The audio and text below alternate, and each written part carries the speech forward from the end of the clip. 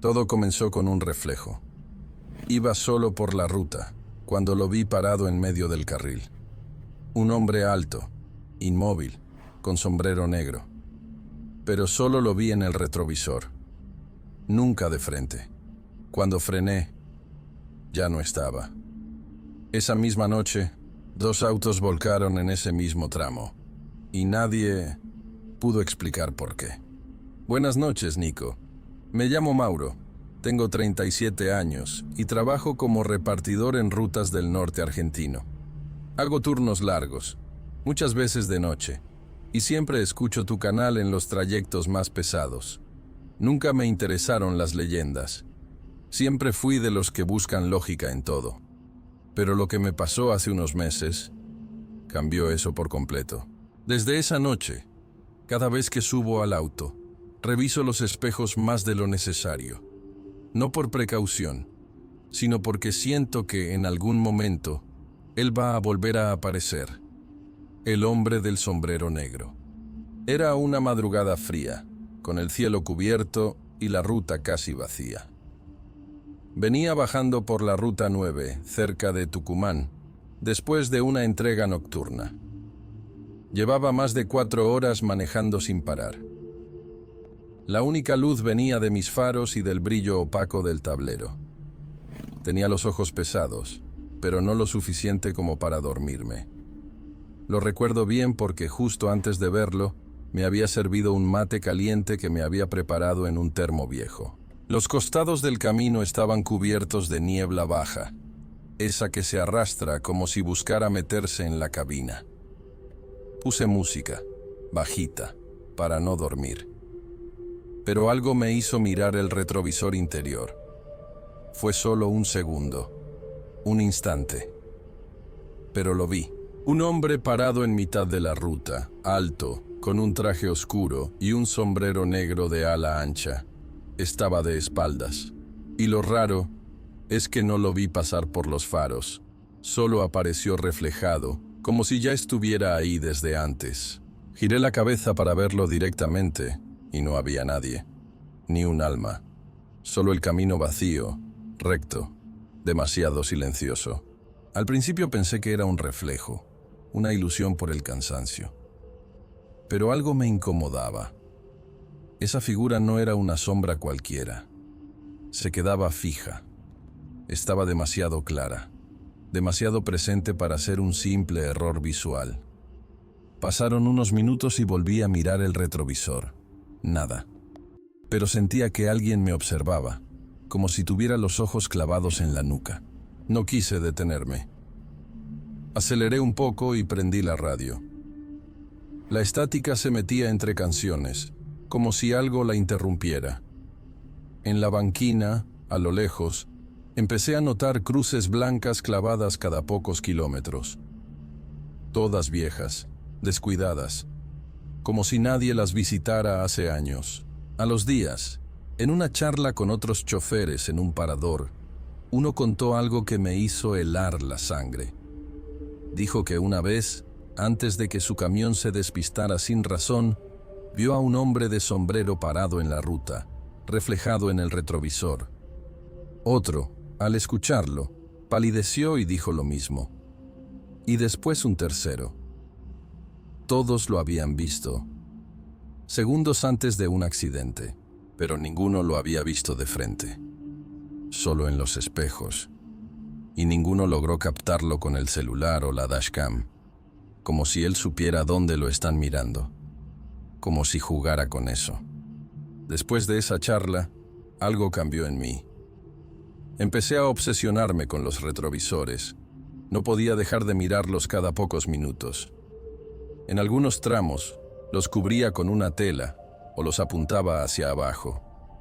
Pero no servía, porque sabía que, en algún momento, él iba a volver a aparecer. Una noche, mientras cruzaba un tramo de curva cerca de Tafí del Valle, sentí una presión en el pecho, una angustia que no venía del cansancio ni del frío. Era como si alguien estuviera adentro del auto, pero no lo veía, solo lo sentía. Miré el espejo del costado y ahí estaba, por un segundo, parado en mitad de la curva que acababa de pasar, inmóvil, con ese sombrero negro y la cabeza levemente inclinada hacia abajo, como si me hubiera estado observando todo el tiempo. Volví a girar la cabeza. Nada, solo el camino.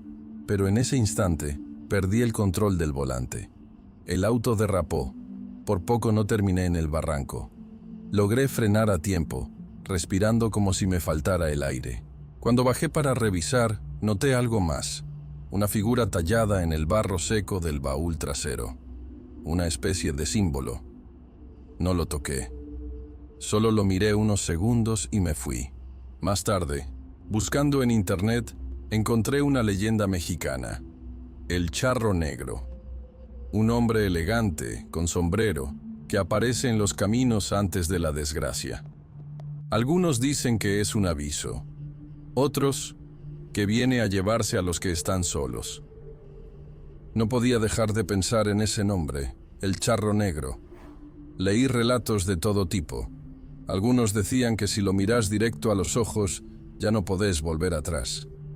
Otros, que aparece justo antes de la muerte para llevar el alma de quienes están marcados. Pero lo que más me perturbó fue descubrir que nunca se deja ver por las cámaras, que solo aparece en reflejos, en espejos, en vidrios, como si su existencia dependiera de tu mirada. Una semana después, me tocó una entrega en plena madrugada. Ruta desierta, cielo cerrado y esa sensación de que no estaba solo. En el kilómetro 152, el mismo donde había escuchado historias antes, lo vi de nuevo. Esta vez más claro, en el retrovisor del lado derecho. Estaba de frente, parado en medio del carril, con el sombrero tapándole la mitad del rostro. Pero había algo más. Sus ojos brillaban, no como ojos humanos. Brillaban como carbón encendido. Por un instante, sentí que me hablaba. No con palabras, sino con una presencia que te aplasta el alma. Algo dentro de mí entendió. Si frenaba, no volvía. Apreté el volante con fuerza, desvié la mirada y aceleré. El motor rugía, las luces parpadearon y el retrovisor explotó. Sí, literalmente, como si algo hubiera golpeado desde adentro. Los vidrios saltaron y tuve que seguir el resto del tramo sin mirar atrás. Esa noche no dormí. Al llegar al destino, revisé la cámara del tablero. Nada, solo ruta vacía. Ni una silueta, ni una sombra. Pero en un segundo, cuando la pantalla se distorsiona, aparece una figura por un parpadeo. Muy breve, justo donde yo lo había visto. Desde entonces, ya no lo busco en los espejos, porque sé que si vuelve a aparecer, será la última vez. Después de esa noche, pedí no manejar más de madrugada. El supervisor pensó que era por cansancio, pero la verdad es otra. Desde aquel último encuentro, algo quedó en mí, como si su presencia me hubiera rozado y hubiera dejado una grieta. He escuchado más relatos desde entonces, gente que también lo vio. Todos dicen lo mismo: sombrero, mirada baja, reflejo, nunca de frente, nunca con luz directa, siempre en los márgenes, como si no existiera en nuestro mundo, pero supiera cruzarse cuando uno está más vulnerable. Hay una parte de mí que cree que me salvé, que fui avisado a tiempo, pero otra parte piensa que él no buscaba matarme, solo marcarme, como si me hubiera elegido para algo que todavía no entiendo. No volví a ver su reflejo, pero cada tanto, cuando paso por un túnel o por un vidrio oscuro en plena ruta, siento que algo me observa. No sé si me cuida o si espera el momento para volver a aparecer. Solo sé una cosa, Nico. Si alguna vez lo ves en el retrovisor, no frenes y por nada del mundo lo mires a los ojos. Y si conoces a alguien que maneja de noche, solo compartile este video. Tal vez ya lo vio, pero no lo contó. Buenas noches, comunidad. Soy Nico, y sé que normalmente en este canal vamos directo al grano, directo a lo oscuro. Pero esta vez quiero hacer una pausa breve, solo un momento, para decirte algo muy importante. La información del canal me dice que más del 70% de las personas que escuchan estas historias, que vuelven una y otra vez, aún no se han suscrito. Y si tú eres una de esas personas, quiero proponerte algo. Un pacto. Tú te suscribes y le das like. Y yo te prometo que cada historia que cuente en Dominio de la Medianoche será más perturbadora, más intensa y más real. Con episodios mucho más frecuentes cada semana. Historias que no te van a dejar dormir tranquilo. ¿Trato hecho? Entonces presiona el botón. Y bienvenido oficialmente al Dominio de la Medianoche. Buenas noches, Nico.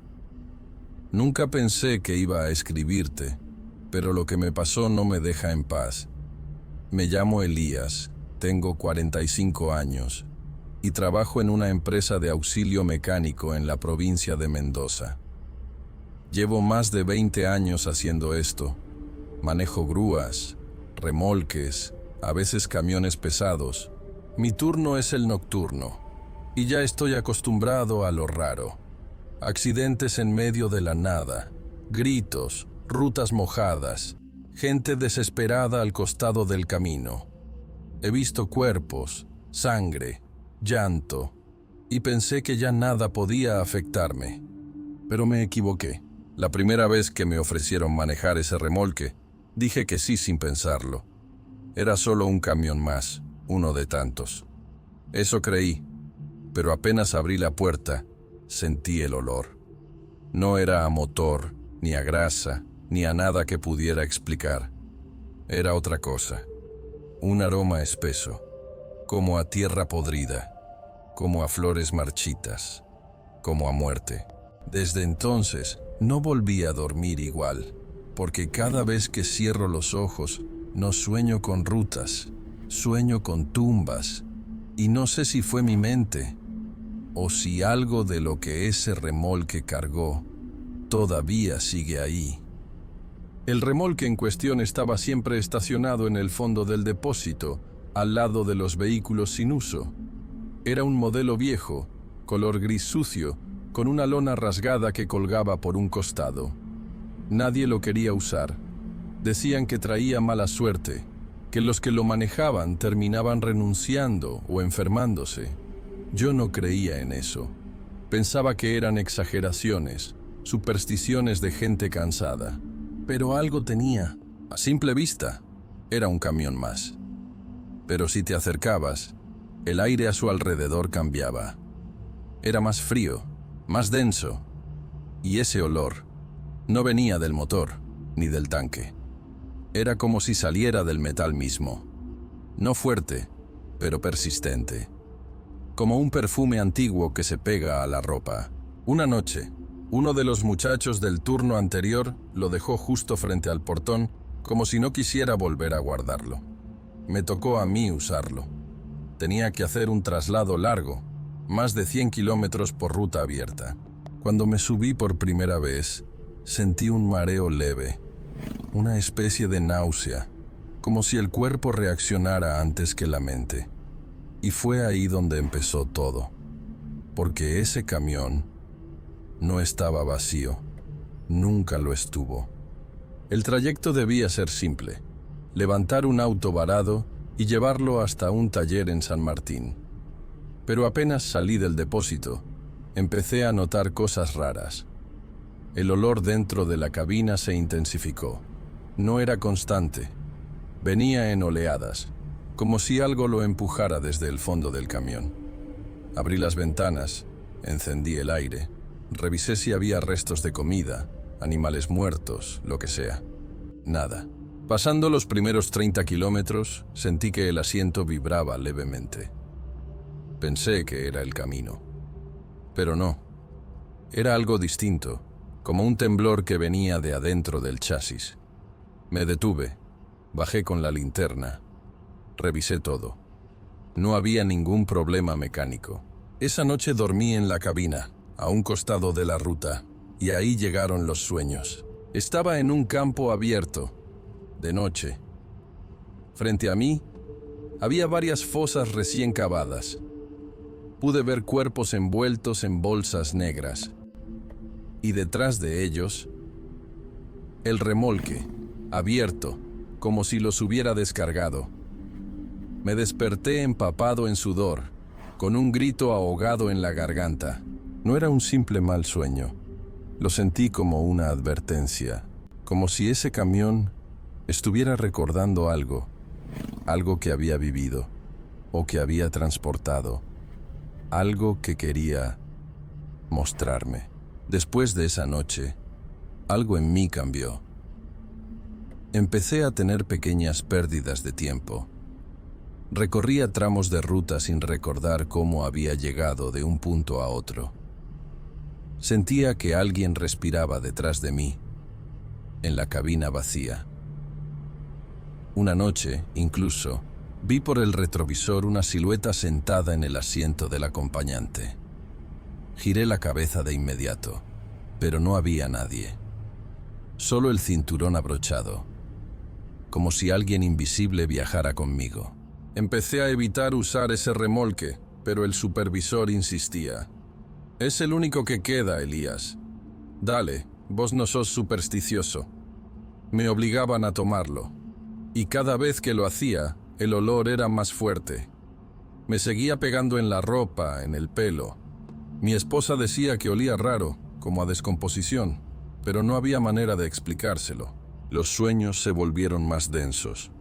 Ya no veía tumbas, sino gente gritando, rostros deformados, voces que me llamaban por mi nombre desde el remolque. Una vez desperté con la sensación de tener tierra en la boca, como si hubiera estado enterrado. Fue entonces que uno de los mecánicos más viejos me lo dijo sin rodeos.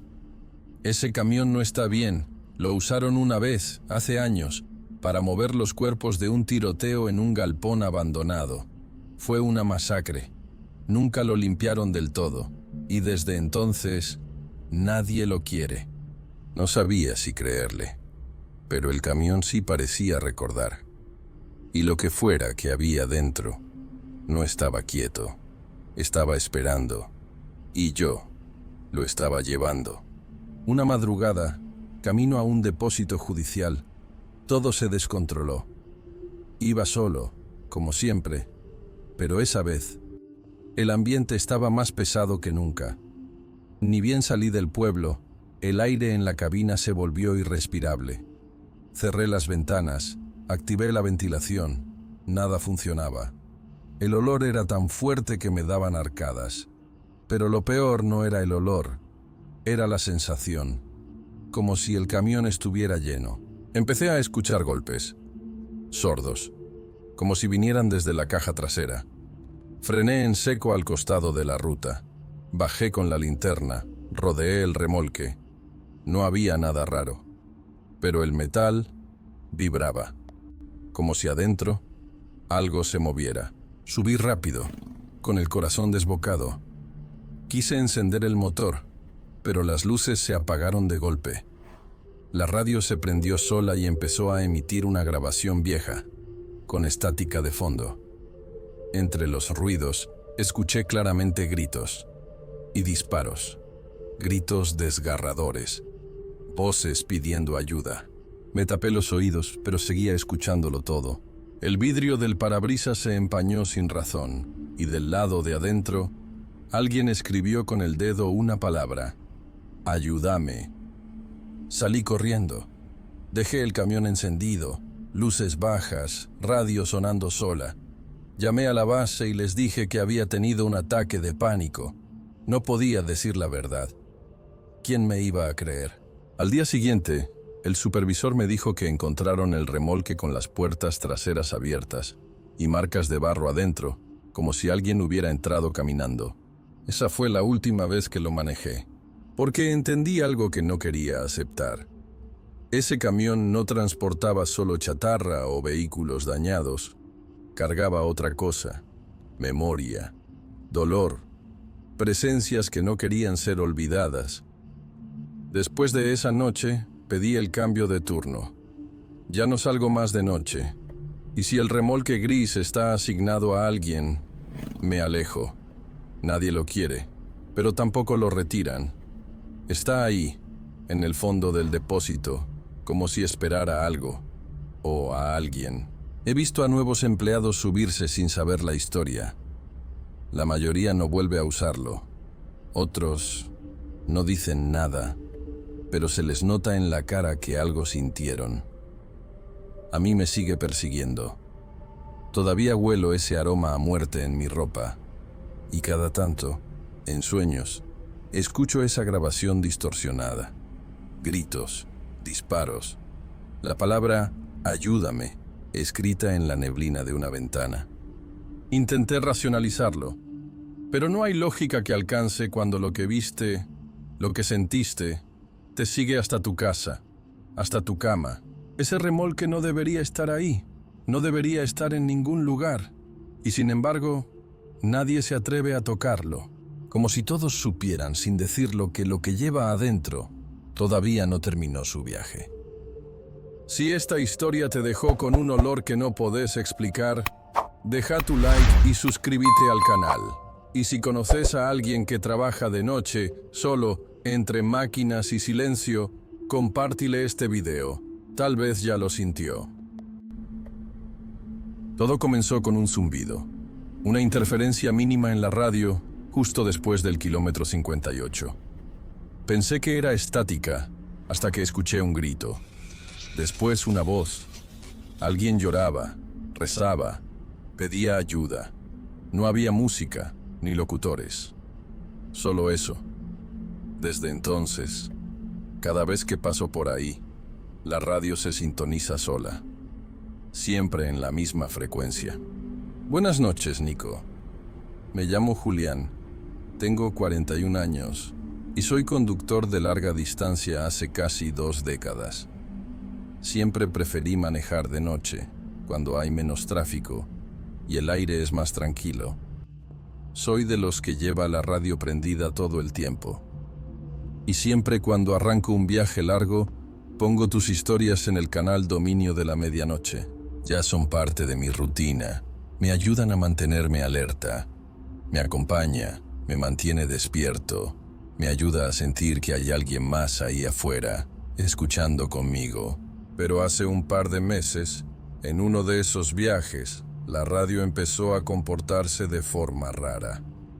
Al principio creí que era una falla, pero lo que escuché después me dejó marcado. Y desde entonces, esa frecuencia no me deja en paz. Era un tramo que conocía bien. Ruta 14, justo después del cruce con el viejo desvío a El Duraznillo. Siempre lo hacía de madrugada, entre las 2 y las 3. En esa hora, el cielo suele estar más cerrado y el viento pega distinto en los espejos.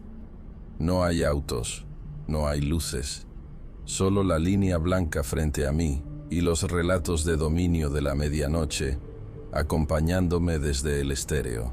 Aquella noche, sin embargo, algo cambió. Llevaba más de 1 hora de ruta cuando la señal empezó a fallar. Primero fue un zumbido. Luego, la historia que escuchaba se cortó. En su lugar, se metió un murmullo bajo, una especie de quejido mezclado con estática. Pensé que era un problema de red o que el archivo se había dañado, pero el zumbido subió de volumen. Y entonces aparecieron las voces. No eran claras, más bien lejanas, como si alguien hablara desde el fondo de un túnel. Una mujer lloraba. Un hombre gritaba, alguien rezaba, todo al mismo tiempo. Pero lo más perturbador fue que la frecuencia se marcó sola en el estéreo digital. 107.3. Nunca había escuchado esa estación, y jamás volvió a aparecer, salvo en ese mismo tramo. Intenté cambiar de estación, pero el dial estaba trabado. Cada vez que intentaba moverlo, volvía solo a la 107.3. Bajé el volumen, pero las voces seguían ahí, como si ya no vinieran del estéreo, sino del aire mismo. Pasé frente a una curva cerrada, marcada por una cruz blanca oxidada.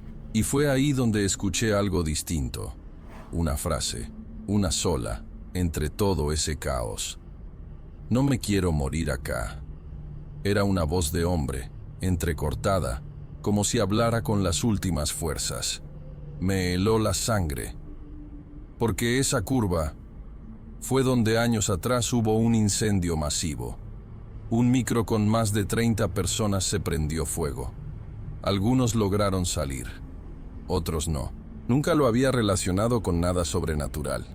Era una tragedia, como tantas.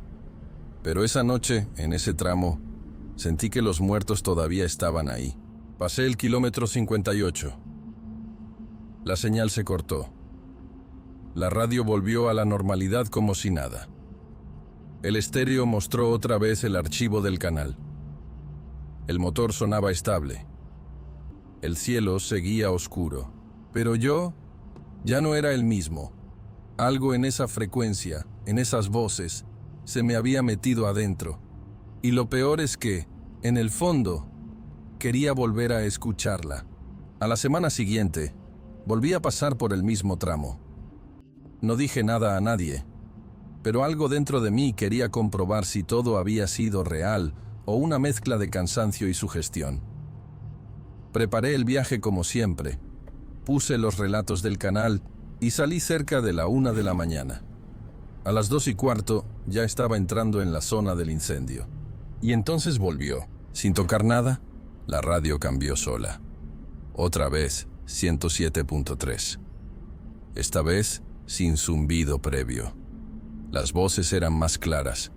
Ya no eran solo gritos o lamentos. Ahora había nombres. Mariela.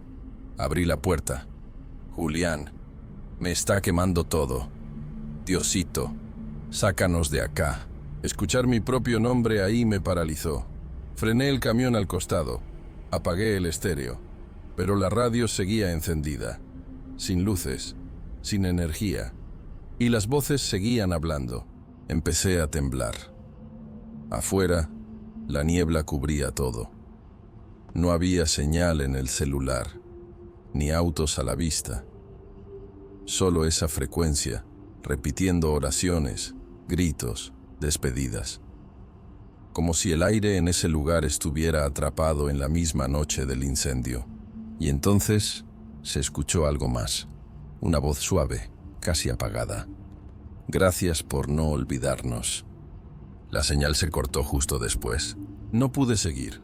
Dormí en el camión esa noche, sin apagar el motor. Sentía que si me dormía, esa frecuencia iba a seguir sonando, dentro de mi cabeza. Y desde entonces, cada vez que cruzo ese tramo, la radio intenta volver. Y a veces, lo logra. Semanas después, decidí grabar el viaje. Monté una cámara apuntando al estéreo y conecté una grabadora de audio. Quería tener pruebas, porque ya ni yo mismo estaba seguro de lo que había vivido. Salí poco después de la medianoche, solo, con el mate preparado y la grabadora encendida. Durante los primeros kilómetros, todo fue normal, pero al llegar al tramo maldito, volvió. 107.3. Automática, sin tocar nada. Esta vez el sonido era más nítido que nunca. No solo gritos, se escuchaban respiraciones, el crujido del fuego y un susurro que repetía una frase una y otra vez. No cierres los ojos. Miré el estéreo. La pantalla estaba apagada, pero la voz seguía. Miré por el retrovisor y por un instante juré ver a alguien sentado en el asiento trasero. Una silueta, una sombra. Parpadeé. Ya no estaba. La grabadora empezó a emitir interferencia, como si algo la estuviera bloqueando desde adentro. Frené el camión. Bajé con la linterna y revisé todo. Nada anormal. Pero cuando volví a entrar, la voz cambió. Era mi voz. Repetía cosas que yo nunca dije en voz alta. Estoy ardiendo. No puedo salir. No puedo salir. Era mi tono, mi respiración, mis pausas, como si alguien hubiera copiado mi alma. Cerré los ojos con fuerza. Grité. Apagué todo. Al llegar a destino revisé la grabación. El audio estaba vacío, solo estática, pero al fondo, si subías el volumen, muy al fondo, se escuchaba una frase, una que no puedo olvidar. Ahora sabes cómo se siente. Desde entonces, la frecuencia no volvió, pero cada tanto, cuando el silencio en la cabina es demasiado profundo, escucho un leve zumbido y siento que me están esperando. Dejé de grabar los viajes, dejé de hablar del tema, pero nunca dejé de pasar por ese tramo, porque, aunque me aterra, hay una parte de mí que necesita saber si todavía están ahí, si todavía me recuerdan. Un colega me dijo que esa frecuencia ya no existe, que 107.3 fue desactivada hace años, por falta de uso. Pero yo la escuché, varias veces, y no estaba solo, porque desde aquella noche, a veces otros camioneros me escriben, gente que escucha este canal, y me dicen lo mismo, que al pasar por ahí, sus radios hacen cosas raras, que escuchan oraciones, llantos, y una voz que susurra nombres que no deberían conocer. Tal vez no es una radio, tal vez es un eco, un recuerdo que la ruta se niega a soltar, o quizás es la única forma que encontraron para no ser olvidados. Ya no escucho música cuando paso por esa zona, tampoco relatos, solo el silencio, porque aprendí que, a veces, el ruido más fuerte es el que no podemos grabar. Y si alguna vez la sintonizás sin querer, reza y seguí manejando. Si esta historia te hizo escuchar distinto tu radio esta noche, deja tu like y suscríbete al canal. Y si conoces a alguien que maneja en soledad, bajo la lluvia, en la madrugada, compartile este video. Tal vez ya sintonizó. Buenas noches, Nico. Me llamo Fabio Alcaraz. Tengo 51 años y llevo casi media vida sobre ruedas. No manejo camiones de carga como la mayoría. Soy chofer de una cisterna, esas que transportan combustibles entre provincias. Mi trabajo no tiene margen de error. Hay que ser puntual, preciso y muy cuidadoso. Nunca me interesó lo paranormal. No creo en fantasmas, ni en señales, ni en maldiciones. Pero hay algo que me pasó, que no puedo explicar. Algo que empezó hace 6 meses, una noche cualquiera, en una parada vieja de Entre Ríos, donde me tocó dormir porque se vino una tormenta eléctrica pesada. Fue ahí donde lo encontré. Un reloj de pulsera tirado en el barro, medio cubierto por hojas. Clásico, metálico, pesado. Estaba intacto, funcionando. O eso pensé. Pero al mirarlo mejor, noté que las agujas no se movían. Estaban fijas, clavadas a la 0317. Lo guardé por costumbre. Una tontería. Lo limpié. Lo até al espejo retrovisor de la cabina. Y seguí viaje. Pero esa misma noche, justo a las 0317, escuché 3 golpes. Secos, lentos, detrás mío. Como si alguien tocara la chapa de la cisterna desde afuera. Y ahí empezó todo. Esa noche el cielo estaba cargado. Nubes bajas, sin luna, y un calor pegajoso que no dejaba respirar. Venía bajando por la ruta 127, cerca de Villaguay. No había casi tránsito, solo el rugido constante del motor y el zumbido del viento entrando por la ventanilla entreabierta. En la cabina, el reloj colgaba del espejo, inmóvil, con su carátula vieja reflejando las luces del tablero. Había olvidado por completo que lo había encontrado ese mismo día, pero al marcar las 0317 en el reloj del tablero, algo cambió. Una vibración leve recorrió el asiento. Los faros parpadearon, y esos 3 golpes, otra vez, esta vez más claros. 1, pausa. Otro, pausa. Y el último, justo cuando el segundo de la hora oficial cruzó el número 17. No había nadie en la ruta. Frené en una banquina, bajé con la linterna, rodeé la cisterna. Nada, ninguna rama, ningún animal, ningún daño. Silencio total. Volví a subir, respirando fuerte, sin decir una palabra. Y cuando giré la llave para arrancar de nuevo, el estéreo, que estaba apagado, se encendió solo. No con música, sino con un clic, como el de una aguja, que volvía a marcar 0317. Después de esa noche, empecé a notar patrones. Las madrugadas eran cada vez más tensas, como si algo invisible me esperara en cierto punto del camino. Siempre alrededor de las 3. Siempre cuando el reloj digital marcaba 0317. Pero lo más raro era el viejo reloj de pulsera. Seguía detenido en esa misma hora. No importa cuánto lo ajustara, las agujas siempre regresaban al mismo punto. Una madrugada, pasé por un tramo de ruta donde no hay señal. Todo estaba oscuro y de pronto sentí frío. No era el aire acondicionado, era otra cosa.